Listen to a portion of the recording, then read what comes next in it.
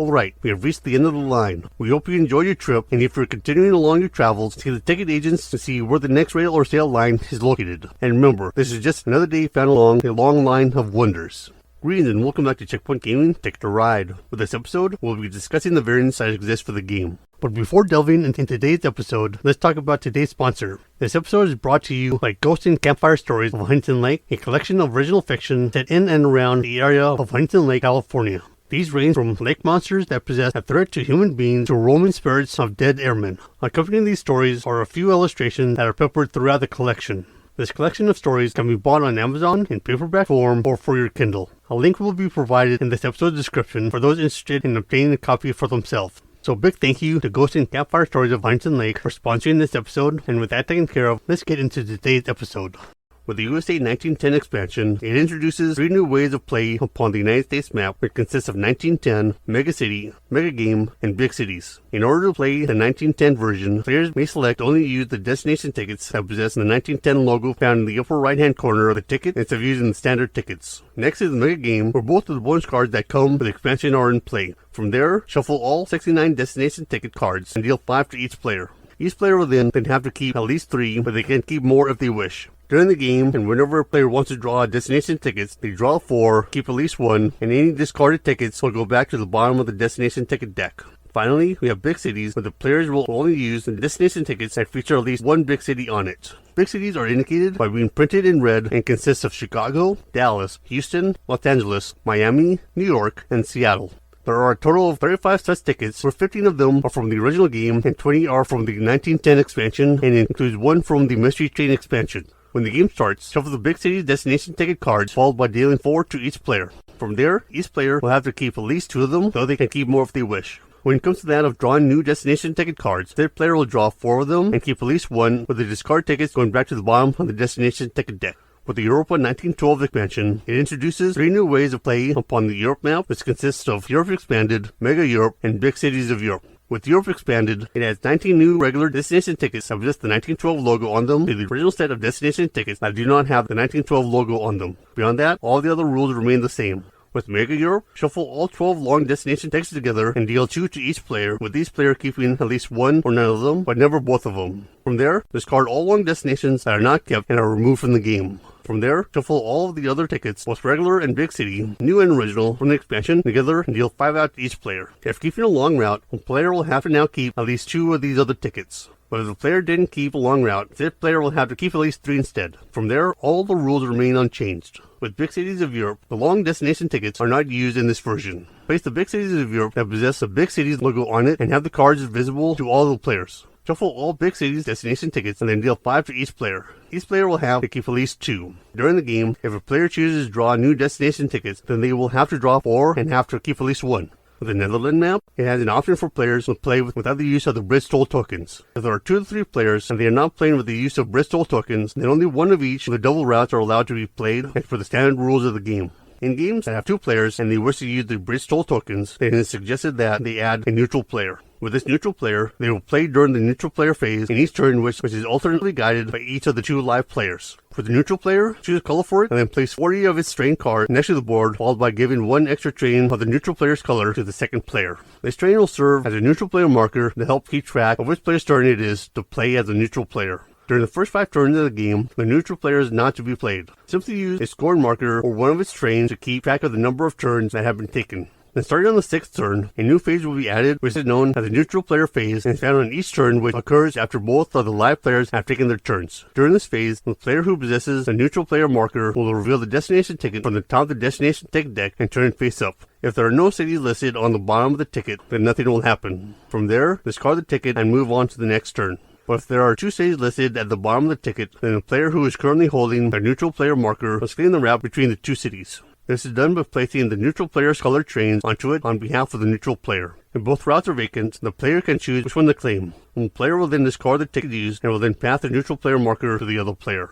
where if one side of the double route has already been claimed by a player which consists of either of the living players, then a neutral player will have to pay the corresponding cost in British Soul tokens that is taken for the bait for said player. In either case, since there was no choice to make, the player will keep the neutral player marker and will then discard the destination ticket card that was just used. With Amsterdam, Rotterdam, and Rotterdam, Antwerp, they appear at the bottom of 2 tickets each. If the neutral player has already built this route when the second ticket lists this route at its bottom appears, then treat this second ticket as if it was blank. Once there is not enough neutral player trains left to claim a route, then the neutral player will stop playing. Its marker is discarded and there's no more neutral player phases. Likewise, if the destination ticket deck is empty, discard the neutral player marker and there are no more neutral player phases. From there, reshuffle all discarded destination tickets in order to form a new destination ticket deck.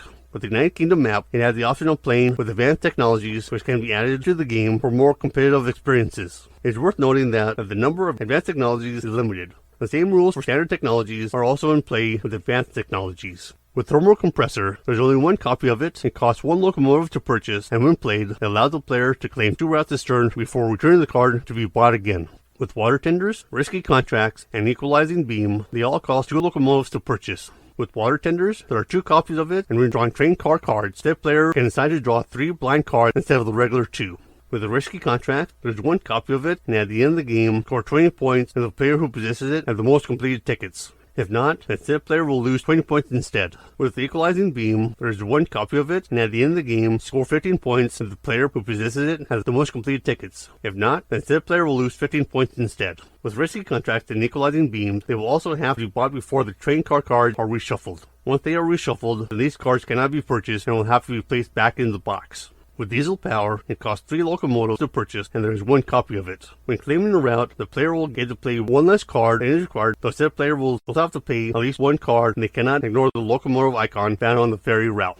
With the Old West map, the variant that exists for it is Alvin the Alien, where Alvin will start the game in Roswell, because of course he would. It is also worth noting that no player is allowed to start the game in Roswell, and no player is allowed to place a city marker in Roswell during the game. For the first player to claim a route that leads into Roswell will capture Alvin and will immediately score 10 points. Said player will have to then move Alvin to another city they control, including their starting city. When another player claims a route into the city that possesses Alvin, said player will capture him and receive 10 points and move Alvin to any city that they control. This will continue for the remainder of the game. For the player who controls Alvin at the end of the game, they will receive the Alvin bonus card, which will add 10 points to their score.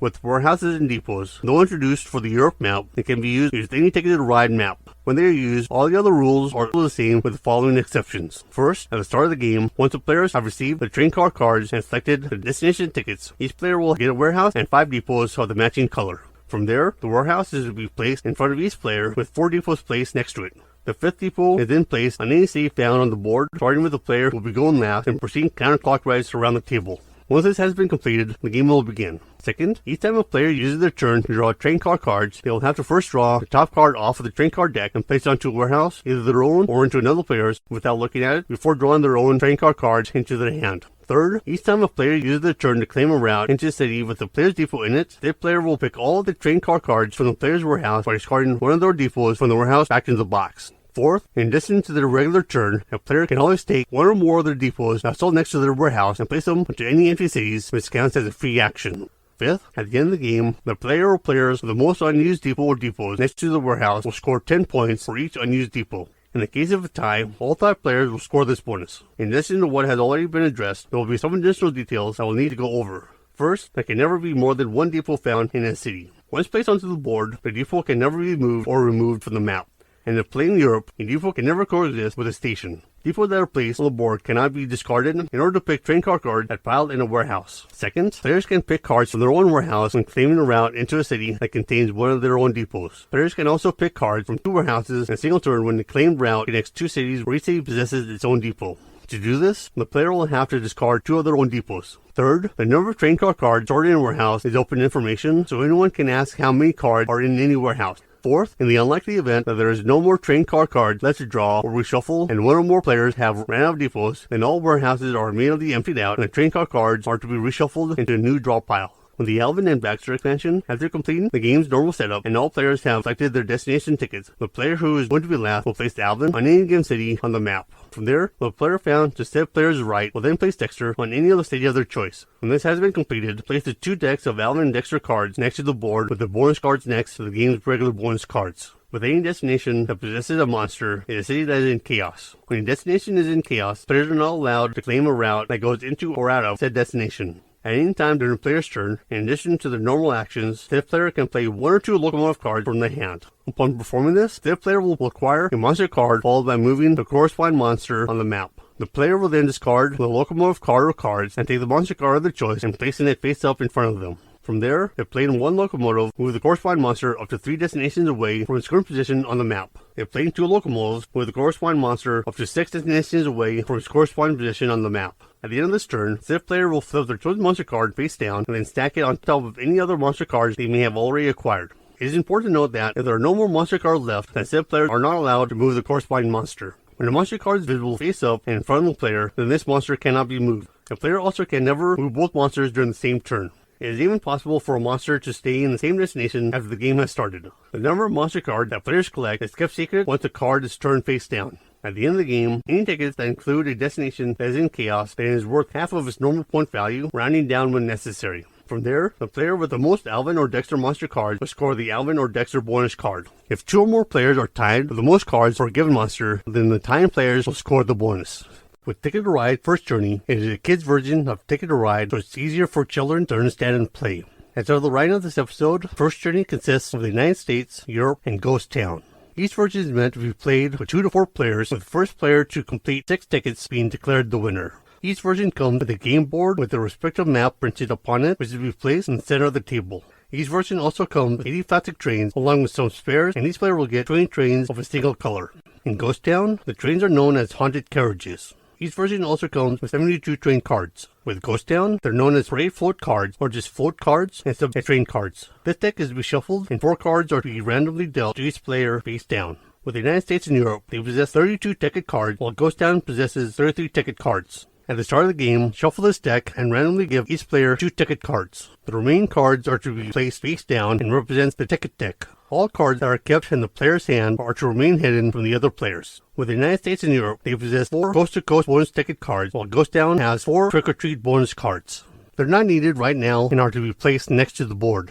The United States and Europe also comes with 1 golden ticket, and Ghost Town comes with 1 jackpot card. These cards are to be awarded to the player who won the game on the respective map. When it comes to that of turn order, the youngest player will go first, with play progressing in clockwise direction, with each player taking 1 turn until the game comes to an end. On the player's turn, they can do 1 and only 1 of the following 2 actions. They can either draw 2 train cards to the top of the deck, or they can claim a route by placing train cards from the hand, followed by placing their plastic trains upon the selected route. The train and float cards consist of 6 colors. These colors consist of black, blue, green, red, white, and yellow for the United States and Europe. With Ghost Town, they consist of black, blue, green, orange, red, and yellow. These cards are what allow the player to claim routes upon the board. With the locomotives, they are multicolored and can be used as a wild card when it comes to claiming a route. In order to claim a route, the player will have to play their train or float card from their hands and match the color and the number of spaces of the respective route. When placing the trains or haunted carriages, each space of the route will have to be claimed. From there, all the cards that were used to claim the route are to be discarded and placed face up next to the train deck or the float deck if playing Ghost Town.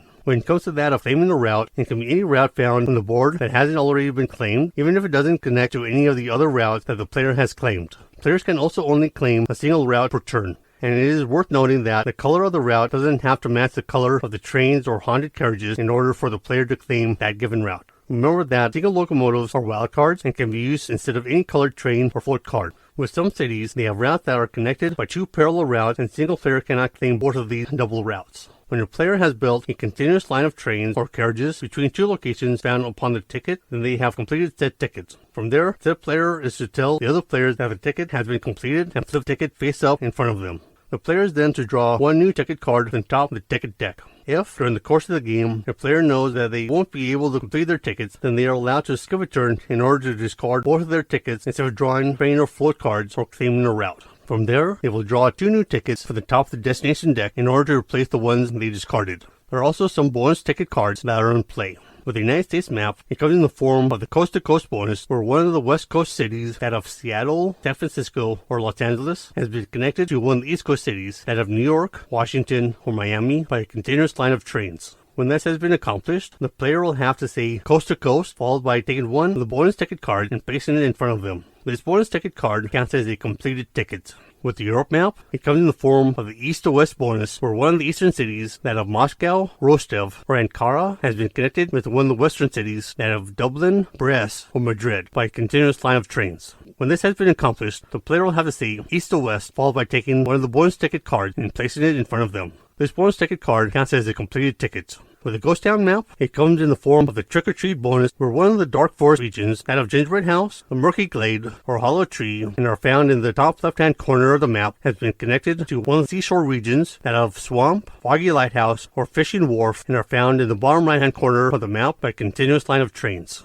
When this has been completed, the player will have to say Trick or Treat, followed by taking one of the bonus ticket cards and placing it in front of them. This bonus ticket card counts as a completed ticket. The Ghost Town map also has a Town Hall bonus, which occurs when a player connects the Town Hall to the Crypt or the Town Hall to the Haunted Mansion with a continuous route for the first time. When this occurs, said player is to draw 2 extra float cards. In order for the game to end and a winner to be declared, the player will have to complete 6 ticket cards. Once doing so, the game will immediately come to an end, and the winner will take the golden ticket as a reward for the United States and Europe map, while the jackpot card is to be taken as a reward for the Ghost Town map. The game will also come to an end if the player has placed their last train or haunted carriage piece upon the board. If this occurs, then the player who has completed the most number of tickets will win. And if there is a tie, then all the tie players will share the win. With Ticket to Ride, the card game, as the name implies, it is a card version of Ticket to Ride, and it consists of 1 rule book and 148 illustrated cards. With these illustrated cards, they consist of 6 Big City bonus cards, 46 destination ticket cards, and 96 train cards, which are divided into sets of 10 of each color and 16 locomotives. Just like the board game version, the objective of this version is to score the highest number of points. With the scoring of points, it is done by completing destination tickets found in the player's hand, with the additional points being scored by winning the Big City's bonus card at the end of the game.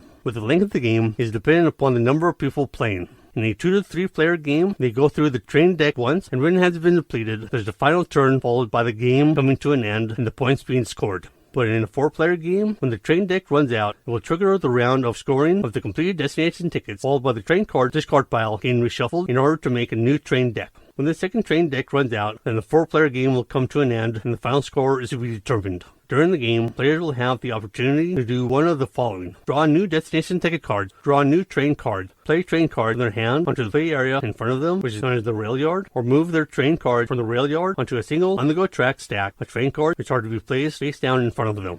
The train cards that are found in the respective on-the-track stock, players will use them in order to match the color and quantity of the route that are found upon the destination tickets and scoring points from any completed tickets, and with the possibility of winning Big City bonuses in the process. Regarding game turns, the youngest player will go first, with the turn order then progressing clockwise, and each player taking 1 turn at a time. On a player's turn, it consists of 2 separate steps. Step 1 consists of moving train cards from the rail yard and on the track. Step 2 consists of performing an action. With Step 1, if a player has any train cards in the rail yard, they will have to take 1 card from each colored row of train cards found in the rail yard and place them face down into a separate stack, which is known as their on-the-track stack. Once the cards have been placed into the player's on-the-track stack, they will have to remain there, hidden from all of the players, including the controlling player. This will last until the train deck runs out and it's time for the players to score their tickets. It is worth noting that with the young or inexperienced players, the group may allow everyone to look through their on-the-track stack at any given time. When on the player's first turn, when there are no more cards in the rail yard, then this step can be skipped. With Step 2, the player can perform one and only one of the following 3 actions: draw new cards, place train cards into the rail yard, or draw destination tickets. When drawing new cards, it's the same as drawing train cards in the board game, except the appearance of the third face-up locomotive won't trigger the replacing of all the face-up cards. So the player will draw 2 train cards at the top of the train deck and or from any of the 5 face-up train cards. If the cards are drawn from the face-up field, they are to immediately replace on the train deck before any other card is selected. If a locomotive is drawn from the face-up field, it counts as a 2-card pick and the player's turn will come to immediate end. But if the locomotive is drawn blind from the top of the train deck, then it will count as a single pick. There is also no limit to the number of cards that a player can have in their hand at any given time unless there are no more train cards left for the player to draw. With placing train cards into the rail yard, the player will play the cards from their hand face up into the rail yard. When doing this, the cards are to be in a suit of 2 or more train cards of the same color, or exactly 3 cards, with each color being that of a different color. When placed in a suit that consists of the same color, the cards are to be placed in a single row within the player's rail yard and being slightly offset from each other. If a locomotive is placed as part of a suit, then it will have to be placed at the top card. When locomotives are used in the completion of destination tickets, it can be used in any color, not just the color connected to the suit that it was initially part of when placed in the rail yard. When playing train cards that are different colors, locomotives cannot be played as part of this given set. Train card suits that have colors that are already played in the player's rail yard cannot be played again until the original cards of that color have been removed from the player's rail yard. In addition to this, train cards that have a color that's already found in the opponent's rail yard cannot be played unless the player lays down more of them than what is found in the opponent's rail yard. If this occurs, then the opponent will have to immediately discard all of their original cards of said color from the rail yard. If this occurs, it is known as train robbing. When drawing destination tickets, the player can draw 4 new destination tickets to the top of the ticket deck. After drawing these new cards, the player can keep any number of them, which includes not keeping any of them. Any discarded tickets are to be placed in the bottom of the ticket deck. Once a player has finished their turn, then player will proceed in a clockwise manner to the next player until there is no more train card left in the train deck.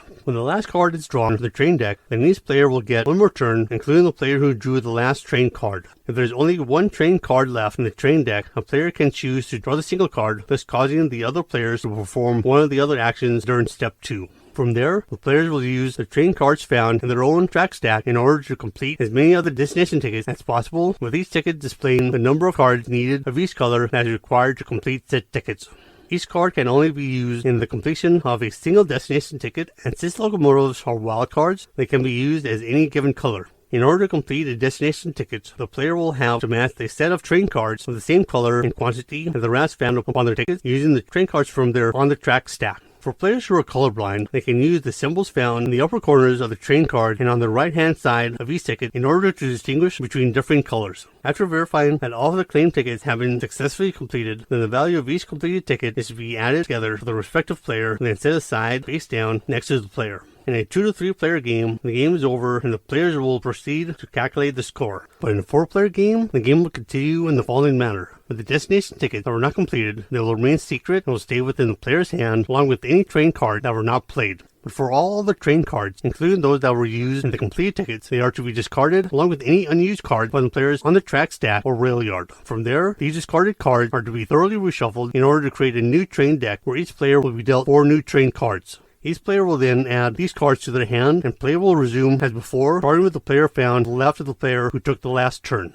This will last until the train deck will run out once again. The players will then score the points from the newly completed destination tickets, which will be added to the prior score of each player. At the end of the game, players that possess uncompleted destination tickets will have to subtract the value of these tickets from their score. In addition to this, the player that possesses the most completed destination tickets that connect to each of the big cities out of Chicago, Dallas, Los Angeles, Miami, New York, and Seattle, then said player will receive a bonus card for that given city and will add the associated points listed upon that bonus card to their score. In the event of a tie, then all of the tied players will score the associated bonus points. With destination tickets that have 2 big cities listed upon them, then the player will count both cities toward the associated bonuses for their cities. After calculating the final scores, the player that possesses the most amount of points will win the game. But if there are 2 or more players that are tied for having the most amount of points, then the player who has the most completed destination tickets will win the game. But if there's still a tie, then the player with the most bonus cards will be deemed the winner. With Ticket to Ride, the dice game, as the name implies, it is a dice version of the game and is playable for people of all experience levels. When playing this version, it is done by rolling dice while playing upon a board map and comes with 5 white train dice, 3 black tunnel dice, 15 single route tokens, and 15 double route tokens. With any given train die, 2 sides of it have 1 track picture on it that indicates a single route, 2 sides of it has a 2-track picture on it which indicates a double route, 1 side of it has a station pictured on it that indicates a station of course, and 1 side of it has an engine picture on it that indicates a wild. With any given tunnel die, 1 side of it has a 1-track picture on it that indicates a tunnel, while the remaining sides are blank.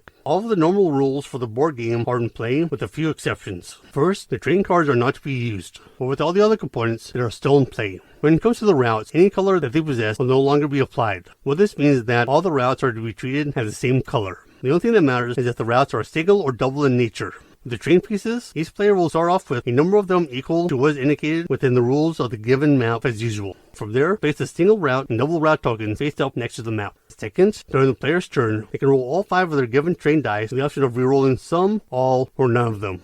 If rerolling, the player gets to only do it once and the reroll result will stand. With a possible train dice result, it consists of the following. Single route will count as 1 space stored in the claiming of a single route on the map. A double route will count as 1 space stored in the claiming of a double route upon the map. A station will allow for the drawing of 1 destination ticket which can either be kept or discarded, and a wild which can be used as any one of the aforementioned results. Using some or all of these dice results, the player can immediately perform one and only one of the following actions. Claim a single route, claim a double route, or draw destination tickets. The player also has the option of using any two unused dice of theirs to claim a token or tokens of their choice, where these tokens count as a single space stored, like claiming of a route in the corresponding type, either single or double. The use of these tokens can be used immediately to claim a route, or they can be used later. But with that said, the player can never possess more than 3 tokens of any given type. If a player starts their turn with 3 tokens in possession, they won't be able to claim any more of them during their turn, even if that player spends some of them during the course of their turn. The player is also free to discard some or all of their tokens that they possess at the end of their turn and draw different ones later on in the game.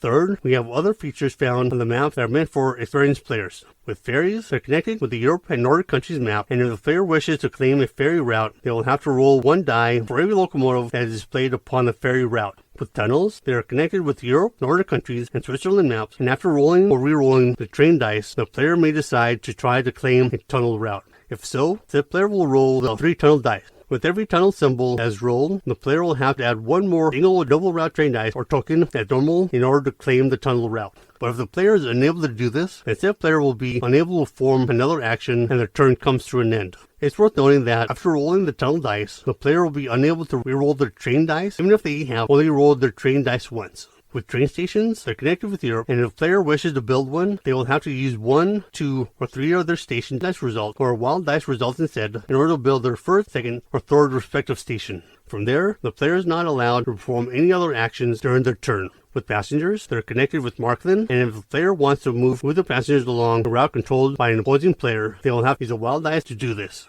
They are also not allowed to perform any other actions during their turn. With Ticketed Ride Switcher, it sits in the rail yard of numerous rail lines that are continuously bustling with activity as engineers and yard workers do what they can to move cars onto the appropriate tracks. As the railroad manager, it is the player's responsibility to direct locomotives and shifting train cars into the correct position to help ensure that the trains depart on time. With Ticketed Ride Switcher, it is a single-player game and it consists of a trackboard with tray, a rulebook, 40 route cards, 1 rail yard guide, 2 locomotives, 2 broken tracks, and 5 cards that consist of 1 black, 1 blue, 1 green, 1 red, and 1 yellow. The aim of the game is to successfully connect trains and cars to the correct route by using as few moves as possible. When it comes to solving a route card, it is done so when the player manages to place all of the locomotives and cars into the required positions without exceeding the number of moves that are allowed by the given card. When setting up the game, the player will choose the difficulty level, then take a route card that is of the matching color. For these route cards, beginner is green and are numbers 1 through 10, intermediate is blue and are numbers 11 through 20, advanced are red and are numbers 21 through 30, and master is gray and are numbered 31 through 40.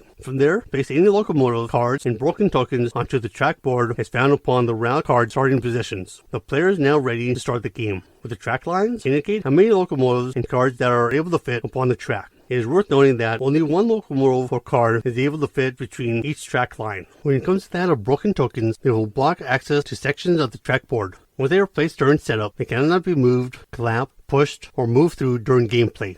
Players will want to use as few moves as possible to complete a route. The player will select one of the locomotives found upon the track board and move it either forward or backward upon the track, but with that said, the player cannot move a locomotive or card off the track board during movement. If there are 2 locomotives found upon the trackboard, then the player will have to choose which one to move. When making a movement, it will have to be along one continuous track, and the player is unable to make a sharp turn to the movement, where a sharp turn is a turn that is less than 90 degrees. With the coupling action of a locomotive, the last coupled car found in the train, it can be done either before or after moving the locomotive, and is done with the car or locomotive that is occupying the track line that is found directly behind said train or coupled car. All coupled cars and the locomotive can now move along with the lead locomotive. Players are also able to uncouple these trains. This can occur either before or after the locomotive has moved, but the player can uncouple any of their coupled cars or locomotive. This allows the player to move their locomotive without any of the uncoupled cars or locomotive. It is also possible for the players to stop the locomotive. Doing so counts as 1 movement towards the maximum number of moves that can be done upon the route card. When they stop, all locomotives and coupled cars will have to stop between train lines with only 1 car or locomotive found in the space between train lines. Finally, we have push, which occurs when the locomotive is moved forward or backward upon the track. When performing a push, the player can move cars or locomotives found upon the track in the same direction as the locomotive. A player also possesses a skill rank which is dependent upon the number of moves they perform in order to complete a route. The highest rank a player can have is Yardmaster, which is earned by performing the minimum move in order to succeed. The lowest rank a player can have is Signalman, which is earned by performing the maximum number of moves allowed in order to win. Found upon the back of each route card, it gives the player the means of obtaining the Yardmaster rank. This is known as the Rail Yard Guide. With every move that a locomotive will need to make, will show the starting position and its destination. Every train line is also identified by their own shape, color, and letter. So with that said, we hope you enjoyed our series pertaining to how to go about playing Ticket to Ride. If you liked this episode, feel free to give it a like, and if you want to stay up to date on any future episodes we upload, go ahead and subscribe. You can also support us on Patreon for as little as $1 a month at patreon.com/checkpointgaming. We look forward to seeing you in the next game series, and as always, happy gaming.